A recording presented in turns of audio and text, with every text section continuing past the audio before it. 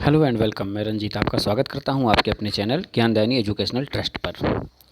यहां पर हम देख रहे थे 1000 अति महत्वपूर्ण प्रश्नों की श्रृंखला, जिसका आज ये 10वां भाग है।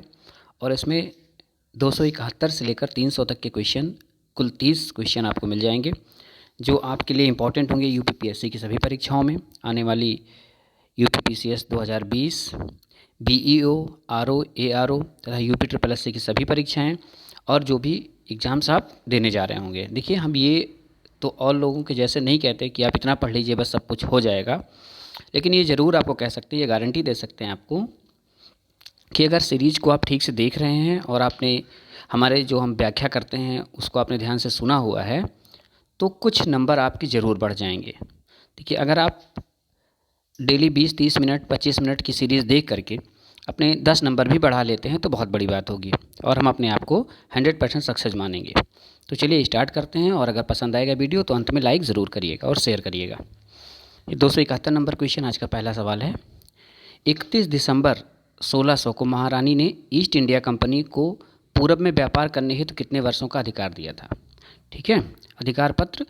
देखिए, 31 दिसंबर 1600 को ईस्ट इंडिया कंपनी महारानी, मतलब ब्रिटेन की जो महारानी थी एलिजाबेथ, उन्होंने जारी किया था। एक चार्टर के द्वारा कंपनी का गठन हुआ था और प्रारंभ में इसको कितने वर्षों का अधिकार दिया गया था, ये पूछा जा रहा है यहाँ पे। तो 10 वर्ष, 12 वर्ष, 15 वर्ष और 20 वर्ष। तो पहले इसको 15 वर्ष का अधिकार दिया गया था कि 15 वर्ष तक ये व्यापार करेगी, और मई 1609 में, याद कर लीजिए मई 1609, ये डेट भी याद कर लीजिए, मई 1609 में अनिश्चित काल के लिए इसका अधिकार पत्र बढ़ा दिया गया था। ठीक है, ऑप्शन सी आपका राइट हो जाएगा। 2 नंबर क्वेश्चन है, इंग्लिश ईस्ट इंडिया कंपनी में निदेशकों की संख्या कितनी थी? इंग्लिश ईस्ट इंडिया कंपनी में निदेशकों की संख्या पूछी जा रही है आपसे। 20, 22, 24 और 25। तो ईस्ट इंडिया कंपनी में जो निदेशकों की संख्या थी वो 24 थी। ऑप्शन सी आपका राइट हो जाएगा। चलिए, कंपनी का मुख्यालय सूरत से बम्बई किस वर्ष लाया गया? 1687, 1690, 1692 और 1695। तो देखिए, इसके पहले एक छोटी सी स्टोरी आप सुन लीजिए।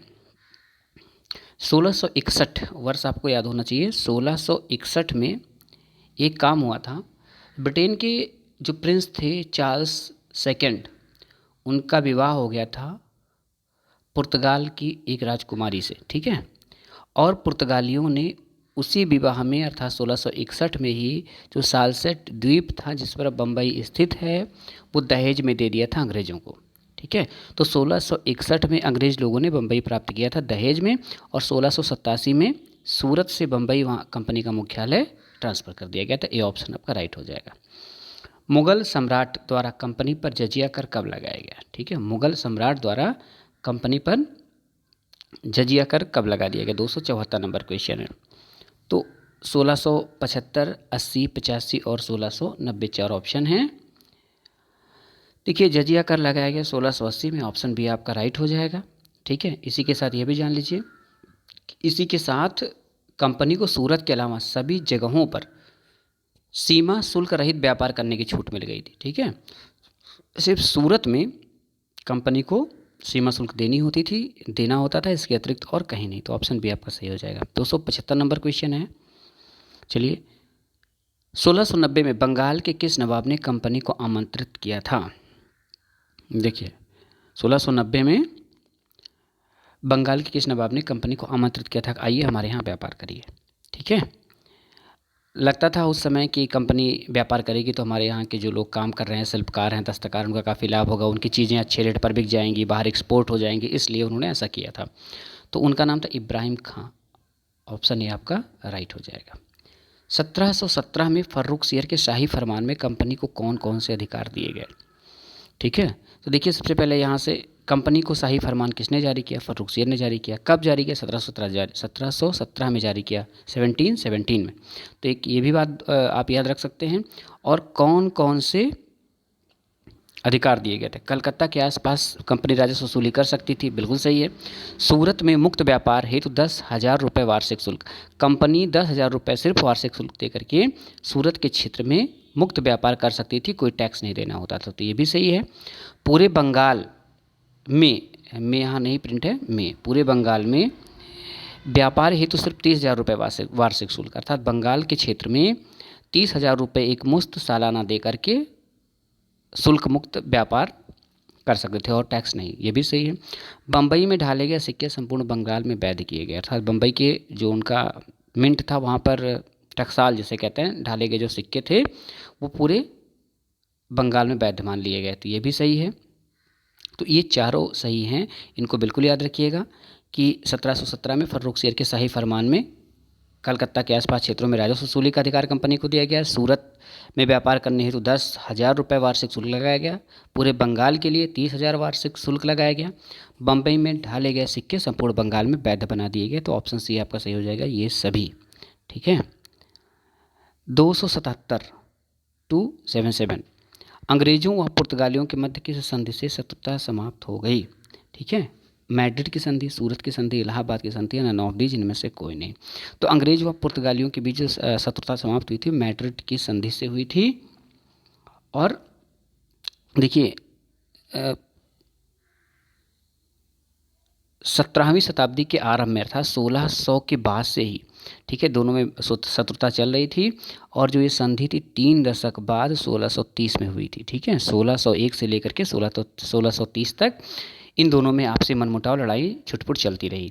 तो 1630 में मैड्रिड की संधि हुई थी। यहाँ से दो क्वेश्चन, किस संधि से समाप्त हुई शत्रुता? मैड्रिड की संधि। और मैड्रिड की संधि कब हुई थी? 1630 में।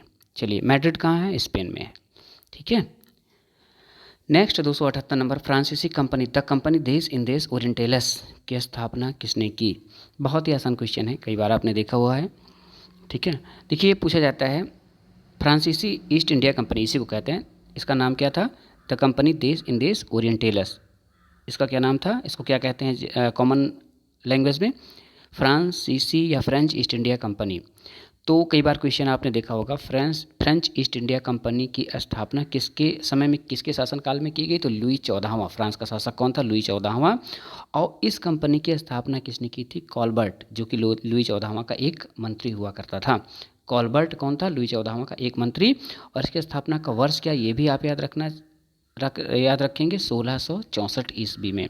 ठीक है, फ्रेंच ईस्ट इंडिया कंपनी 1664 में लुई 14वां के शासनकाल में उसके एक मंत्री कॉलबर्ट द्वारा स्थापित की गई थी। चलिए देख लेते हैं, बेमेल की पहचान करें। 279 नंबर क्वेश्चन। कर्नाटक युद्ध 3 दिए हुए हैं और तीनों कब किस आधार पर समाप्त हुए, ये देखना है आपको। तो प्रथम कर्नाटक युद्ध एक्सला चैपल की संधि से समाप्त हुआ, बिल्कुल सही है। बहुत बार का आया हुआ क्वेश्चन, आप उठा के देख लीजिए पुराने जो पेपर्स हैं उसमें कई बार सुमेल कराने को क्वेश्चन आया हुआ है। द्वितीय कर्नाटक युद्ध पौंडीचेरी की संधि, तृतीय कर्नाटक युद्ध पेरिस की संधि, अर्थात सभी सुमेलित हैं, सभी सही सुमेलित हैं। ऑप्शन डी आपका राइट हो जाएगा। यहाँ से थोड़ी सी कुछ बातें हम और बताना चाहेंगे आपको, आप कहीं नोट कर सकते हैं। एक्सला चैपल की संधि कब हुई? 1748 में। ठीक है, पौंडीचेरी की संधि 1755 में हुई और पेरिस की संधि हुई थी 1763 में। 1763 में। तो जो कर्नाटक युद्ध थे तीनों, वो इस प्रकार से समाप्त हुए थे इन तीनों संधियों पर। तो ऑप्शन डी यहाँ पर राइट है, सभी सुमेलित हैं। चलिए 280 नंबर क्वेश्चन है आज का 10वां क्वेश्चन। प्रथम डेनिश कारखाना कहाँ स्थापित किया गया था? डेनिश ने प्रथम कारखाना कहाँ स्थापित किया था? ठीक है, तो इन्होंने स्थापित किया था तमिलनाडु का तट, उस पर त्रावणकोर कहते हैं या ट्रैंकोबार कहते हैं। और किस वर्ष स्थापित किया गया था डेनिश का प्रथम कारखाना? 1620 में। ठीक है, 1620 में। ऑप्शन बी आपका राइट हो जाएगा। 281 नंबर क्वेश्चन, कलकत्ता की स्थापना में कौन सा गांव शामिल नहीं था? ये भी पुराना आया हुआ क्वेश्चन है आपका। देखिए क्वेश्चन की लैंग्वेज और थोड़ा सा तरीका बदल सकता है, पर ये क्वेश्चन आए हुए हैं सारे नहीं। क्वेश्चन तो मैं अपने हाथ से बनाता हूँ किताब देख करके, और मैं ये कोशिश करता हूँ कि अधिक से अधिक जानकारी आप तक पहुँचाई जाए, कैसे भी थोड़ा सा मेहनत भले ही हमको करनी पड़े। कलकत्ता की स्थापना में 3 गांव शामिल किए गए थे, सुतानाती, कालिकता या कलिकाता जो भी हो, गोविंदपुर। अर्थात इन तीनों गांवों को मिला करके एक टाउन बनाया गया जिसका नाम रखा गया कलकत्ता, अब वर्तमान में कोलकाता। में कौन से गांव शामिल नहीं थे, अर्थात ये भी शामिल, ये भी शामिल, ये भी शामिल, तो कोई नहीं है, ऑप्शन हो जाएगा डी। प्रश्न की भाषा को जरूर देखिएगा, कौन सा शामिल नहीं था, तो कोई नहीं ऐसा है जो शामिल नहीं था, ऑप्शन डी आपका राइट हो जाएगा। 282 नंबर क्वेश्चन, डचों से संबंधित घटनाओं को कालक्रमानुसार व्यवस्थित करें। ठीक है, डचों से संबंधित घटनाओं को कालक्रमानुसार व्यवस्थित करें। देखिए, स्पेन से स्वतंत्रता कब पाई थी हॉलैंड ने, ठीक है, तो 1581 में। कब पाई थी? 1581 में। यूनाइटेड ईस्ट इंडिया कंपनी अर्थात डच ईस्ट इंडिया कंपनी की स्थापना कब हुई थी? 1602 में हुई थी। चलिए, हॉलैंड एक्सचेंज बैंक की स्थापना कब हुई? 1609 में। 1609 में भी बढ़ते हुए क्रम में हम लोग चल रहे हैं, तो कालक्रम सही चल रहा है। मलक्का पर डचों का पूर्ण अधिकार कब हो गया था? 1641 में। तो कालक्रम आपका बिल्कुल सही लगा हुआ, 1 2 3 4 जहाँ भी मिल जाएगा वही आपका ऑप्शन सही हो जाएगा, ऑप्शन ए। स्पेन से स्वतंत्रता 1581, यूनाइटेड ईस्ट इंडिया कंपनी था Dutch east India company 1602, Holland exchange bank 1609 और मलक्का पर पूर्ण अधिकार कर लिया इन्होंने 1641 में, ऑप्शन सी आपका राइट है। बेमेल की पहचान कीजिए। ये स्वतंत्र राज्य हैं, इनकी स्थापना कब हुई थी? ये है, ठीक है। हैदराबाद 1724, अवध 1722, बंगाल 1723, क्या सही है? सभी सुमेलित हैं, तो इसमें सभी सुमेलित नहीं है। बेमेल की पहचान करना है तो आपका सी जो है वो बेमेल है, 1717 याद रखिए। बंगाल की स्थापना कब की गई थी? 1717 में। चलिए, फिर आपको बेमेल की ही पहचान करनी है, बेमेल की ही आपको पहचान करनी है। देखिए, बाद में जो मराठा लोग थे उनके 5 घराने अर्थात 5 रियासतें अलग अलग हो गई थी। जैसे राजपूत कई जगह पर थे, वैसे ही मराठा लोग भी कई जगह पर थे। तो इसमें आपसे ये पूछा जा रहा है कि कौन सा घराना या कौन सी रियासत कहाँ पर थी, किस स्थान पर थे वो लोग, व्याप्त थे। बड़ौदा में गायकवाड़ सही है, नागपुर में भोसले, इंदौर के होलकर, ग्वालियर के सिंधिया, एक इसके साथ और याद रखिएगा, पूना पासे पेशवा। देखिए बड़ौदा में ड़ा आ रहा है, गायकवाड़ में ड़ा आ रहा है, ठीक है। इंदौर, होलकर, ग्वालियर, सिंधिया, ठीक है, पूना, पेशवा, याद रखिएगा। तो 5 रियासतें इस प्रकार से थीं और इसमें सारे ऑप्शन सुमेलित हैं, कोई बेमेल नहीं है। आप इसका स्क्रीनशॉट ले सकते हैं रोक करके। Next 285 number question. अब यहाँ से भूगोल मिल जाएगा आपको। भूगोल में क्वेश्चन ज़्यादा टफ नहीं है, क्योंकि इतिहास में थोड़ा सा टफ रखा था, इसलिए भूगोल में कुछ इजी कर दिया है मैंने। चलिए देख लेते हैं जल्दी जल्दी, टाइम नहीं गंवाते हैं। पृथ्वी सूर्य की परिक्रमा करने में कितनी तारा समूहों से गुजरती है? देखिए, तारा समूह, कॉन्स्टिलेशन, नक्षत्र, ठीक है, कितने से गुजरती हैं? राशि जिससे हम लोग कहते हैं, तो 12 राशियों से गुजरती है। 12 राशियों से, मीन, कुंभ, धनु, ये वो जो भी है 12 राशियाँ उनसे गुजरती है, 12 से गुजरती है, ऑप्शन बी आपका सही है। सर्वाधिक उच्च ताप किस रंग के तारे का होता है? सर्वाधिक उच्च ताप जो होता है वो किस रंग के तारे का होता है? तो इसको सिंपली एक आपको तरीका बता रहा हूँ, याद कर लीजिए। वैसे फ़िलहाल आपको लग रहा होगा लाल का, तो मैं कह देना चाहता हूँ लाल बिल्कुल नहीं है, नीला है। सबसे अधिक तापमान जो होता है नीले तारे का होता है, सबसे कम तापमान लाल तारे का होता है, ठीक है। उसके बीच में नारंगी और पीला होता है। चलिए नेक्स्ट क्वेश्चन, ब्राउन ड्वार्फ क्या होते हैं? ब्राउन ड्वार्फ क्या होते हैं? तो तारे, धूमकेतु, तारे व ग्रह के मध्य गुणधर्म वाले पिंड या फिर उल्का। तो आपका सी सही हो जाएगा, तारे व ग्रह के मध्य गुणधर्म वाले पिंडों को ब्राउन ड्वार्फ कहा जाता है। देखिए, सूर्य एक तारा है, पृथ्वी एक ग्रह है, दोनों के बीच गुणधर्म जिसमें होगा वो क्या कहा जाएगा? Brown dwarf. Next 288 number question, कौन सा बाह्य ग्रह नहीं है? बहुत ईजी है, ऐसे याद कर लीजिए, बुध, शुक्र, पृथ्वी, मंगल, इन्हीं 4 को याद कर लीजिए। और सब एक साथ याद करना ज़रूरत नहीं, याद करने की आवश्यकता नहीं है। ये आंतरिक ग्रह है, या इनको पार्थिव ग्रह कहते हैं। पार्थिव मतलब पृथ्वी के समान, ठीक है। तो आंतरिक ग्रह, इसके अतिरिक्त जो 4 बच रहे हैं, शनि, बृहस्पति, यूरेनस और Neptune, Uranus, Neptune, Shani, Brihaspati, ये 4 जो बच रहे हैं वो आपके बाह्य ग्रह हो जाएंगे। तो आंतरिक ग्रह 4 हो गए, बाह्य ग्रह 4 हो गए। चलिए, कौन सा बाह्य ग्रह नहीं है, या बाहरी वालों को गैसीय ग्रह भी कहा जाता है, ये भी याद रखिएगा, गैसीय ग्रह और ये पार्थिव ग्रह। आंतरिक, बाह्य, गैसीय और पार्थिव, ऐसे याद रखिएगा। बाहर वाले चारों बाह्य या गैसीय, आंतरिक वाले चारों पार्थिव या फिर आंतरिक। तो कौन सा बाह्य ग्रह नहीं है? तो बुध, शुक्र, पृथ्वी, मंगल चारों आंतरिक हैं, तो अर्थात ये बाह्य नहीं है, ऑप्शन है आपका राइट हो जाएगा। कोरोना क्या है? ये थोड़ा सा कुछ फनी भी क्वेश्चन हो सकता है, लेकिन बढ़िया है, वर्तमान परिप्रेक्ष्य में ठीक है। कोरोना एक वायरस है, आजकल देख रहे हैं कहर बरपाया हुआ है।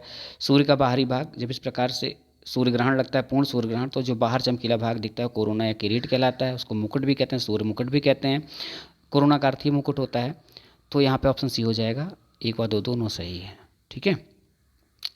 सर्वाधिक अक्षीय झुकाव वाला ग्रह कौन सा है? सर्वाधिक अक्षीय झुकाव वाला ग्रह कौन सा है? देखिए, जो ग्रह हैं इनके झुकाव का क्रम आप लिख सकते हैं। सबसे पहले कम से अधिक की तरफ मैं बोल रहा हूँ, लिख सकते हैं आप। शुक्र, उससे अधिक बृहस्पति, बुध, पृथ्वी, मंगल, शनि, वरुण और अरुण, ठीक है। इसका क्रम ये है, शुक्र, बृहस्पति, बुध, पृथ्वी, मंगल, शनि, वरुण, अरुण, ऐसा है। तो सबसे अधिक झुकाव अगर आपसे कहीं पूछा जाए तो आप अरुण बताएंगे, सबसे कम झुकाव पूछा जाए तो आप शुक्र बताएंगे, ठीक है। इनके बीच में से पृथ्वी का झुकाव किस नंबर पे आता है? अगर हम बढ़ते हुए क्रम में लेंगे तो चौथे नंबर पे आता है पृथ्वी, बढ़ते हुए क्रम में, ठीक है। चौथा अधिक झुकाव है। चलिए 291, सुपर अर्थ का पृथ्वी की तुलना में आकार कितना होना चाहिए? मतलब एक जो मानक होता है उसके अनुसार मैंने पूछा है क्वेश्चन कि जो सुपर अर्थ होती है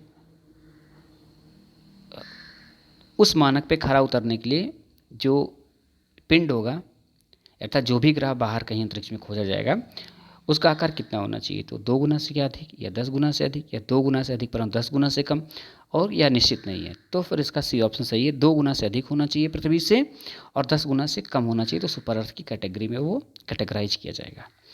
नेक्स्ट 292 नंबर क्वेश्चन है, 292, उपसौर कब होता है? देखिए, 2 कंडीशन होती है, एक उपसौर, एक अपसौर।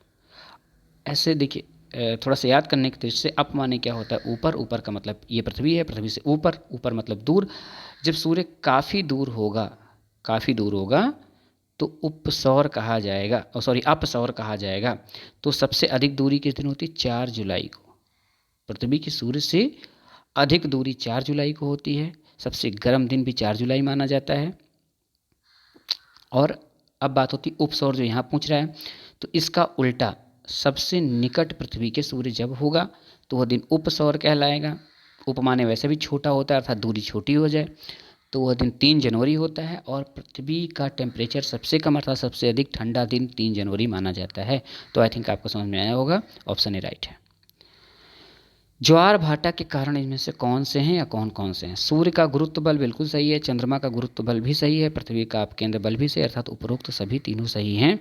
तो ऑप्शन डी आपका राइट हो जाएगा। 294 नंबर क्वेश्चन, अस्वक्षांशों में वायु दाब की स्थिति क्या होती है? देखिए, अस्वक्षांश पहले तो क्या होते हैं? ये हो गया पृथ्वी का 0 डिग्री, ऐसे ये बन गई पृथ्वी। बहुत अच्छा, देखिए मैं आर्टिस्ट नहीं हूँ लेकिन फिर भी मान लेते हैं। 0 डिग्री, उत्तर में 30 डिग्री, 30 के बाद ये छोटी सी पट्टी 35 ले लीजिए, और दक्षिण में 30 और ये 35, काल्पनिक रूप से ये जो भाग है और ये भाग, ठीक है। ये दोनों अक्षांश माने जाते हैं, अर्थात उत्तरी और दक्षिणी गोलार्धों में 30 से 35 डिग्री अक्षांशों के मध्य उपोष्ण उच्च वायुदाब की पेटी पाई जाती है। क्या पाई जाती है? उपोष्ण उच्च वायुदाब की पेटी। ये व्यापारिक पवनों की मेखला में पड़ता है, ठीक है। कैसी पेटी पाई जाती है? उपोष्ण उच्च वायुदाब पेटी पाई जाती है, अर्थात वहाँ पर वायुदाब कैसा होता है? उच्च होता है। तो आपका ऑप्शन ए राइट हो जाएगा। अस्वक्षांश क्यों कहा जाता है? पहले जब व्यापारी लोग अरब से चलते थे तो भारत आने के क्रम में या इधर एशिया आने के क्रम में, उधर बाहर से होकर यूरोप के इधर से अरब आते थे, अरब सागर के आसपास, और उधर जब देखते थे तो इन अक्षांशों के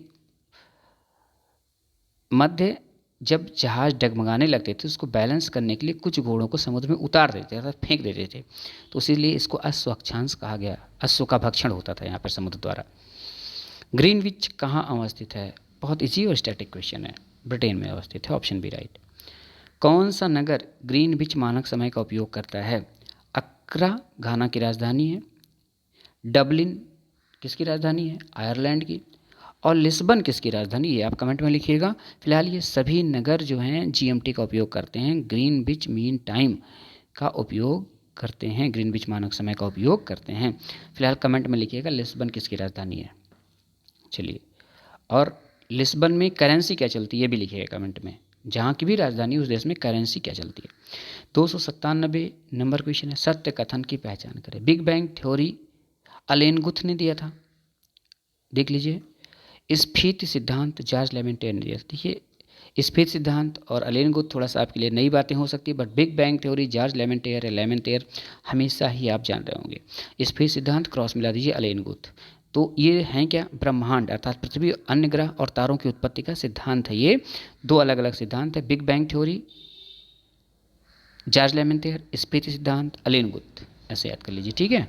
कौन सही हो जाएगा, ना तो एक सही और ना ही दो सही है, ना तो एक सही ना ही दो, तो ऑप्शन डी आपका राइट हो जाएगा।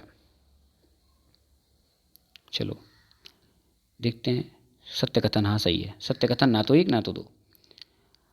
मानवाकार बंदर किस 298 मानवाकार अर्थात मानव के आकार के जो कपि थे बंदर थे किस युग में अस्तित्व में। इस प्रकार के एक आध क्वेश्चन अवश्य पूछ लिए जाते हैं आपकी पीसीएस की परीक्षाओं में। यूपी SSC का एक पेट क्वेश्चन होता है इस प्रकार का, जरूर आता है। देखिए पुराने पेपर्स में जरूर आएगा, किस युग में अस्तित्व में आए, मानो कितना वर्ष पूर्व धरती पर आया, ये वाला जीव कब आया, वो वाला जीव कब आया, ये वाले पर्वत किस युग में निर्माण हुए। तो इस प्रकार से मानवाकार बंदर किस युग में अस्तित्व में आए।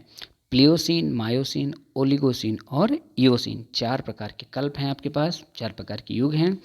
तो यहाँ से जो मानवाकार बंदर थे ओलिगोसीन युग में अस्तित्व में आए। ये युग कब था, 3.7 करोड़ से लेकर के 2.4 करोड़ वर्ष पूर्व तक ये युग का प्रादुर्भाव था, ठीक है। ये युग पाया जाता था और उसी के बीच में मानवाकार बंदर अस्तित्व में आए।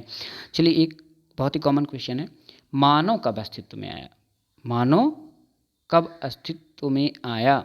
तो मानव प्लायोसीन या प्लियोसीन युग में अस्तित्व में आया। इस युग का समय कब से माना जाता है, 50 लाख से 20 लाख वर्ष पूर्व, 50 लाख से 20 लाख वर्ष पूर्व तक ये टाइम पीरियड माना जाता है प्लियोसीन का या प्लायोसीन का। प्लायोसीन मानव, ओलिगोसीन बंदर, मानवाकार बंदर। क्रस्ट में ऑक्सीजन की मात्रा लगभग कितनी होती है, 27%, 46%, 8% या फिर 5%।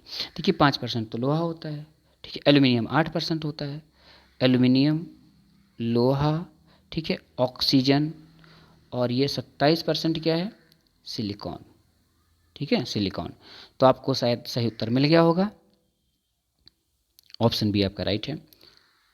तो 300 नंबर अर्थात आज का जो अंतिम प्रश्न है, 300वां क्वेश्चन है, आपके लिए मैं छोड़ रहा हूँ। कमेंट में बताइएगा संगमरमर किसका रूपांतरित है रूप है, चूना पत्थर का, डोलामाइट का, या फिर इन दोनों का हो सकता है, या फिर इन दोनों में से किसी का नहीं हो सकता है। तो आप कमेंट सेक्शन में इसको लिखेंगे। तो आई होप आपने काफ़ी कुछ जाना होगा। आपको अगर वीडियो अच्छी लगी हो तो प्लीज़ लाइक करिए, अपने दोस्तों के बीच में शेयर करिए, और अगर चैनल पर पहली बार आप विजिट कर रहे हैं तो चैनल को सब्सक्राइब करें, पास में दिखने वाला बेल का आइकन ज़रूर हिट करें, ताकि हमारे द्वारा डाले गए सभी वीडियोज़ का नोटिफिकेशन आपको टाइम पर मिल जाया करे। और अगर आपको वीडियो पसंद ना आई हो तो प्लीज़ डिसलाइक करें, और कमेंट सेक्शन में जाकर के लिखें कि हम और क्या सुधार कर सकते हैं। और मैं आपको बता देना चाहता हूं कि हमारे द्वारा पॉलिटी का सेक्शन चलाया जा रहा है, और रजनीश सर के द्वारा साइंस के महत्वपूर्ण प्रश्नों की श्रृंखला चल रही है। तो आप चाहें तो चैनल की प्लेलिस्ट में जाकर के वहां से देख सकते हैं और लाभ उठा सकते हैं। Thank you for watching.